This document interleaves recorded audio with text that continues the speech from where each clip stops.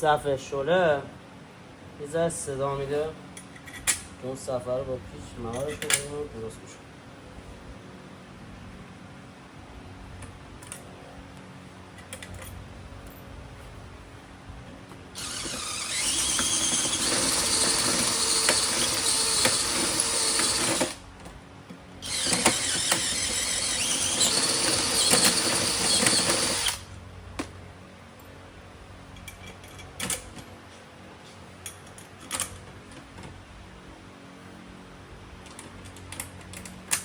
یه خورده اینجا گل پیچه زده بیرون، بعد یه ذره صفحه رو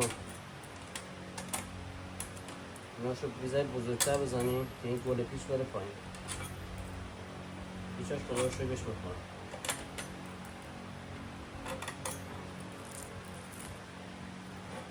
از پایین هم میدونم واشر میندازم پایینش.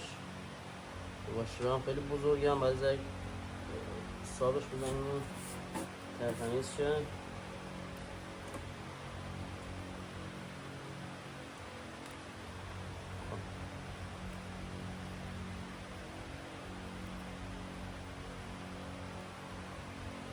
این کوچه رو زیر کوتاه کنیم، کوچه خیلی بلند.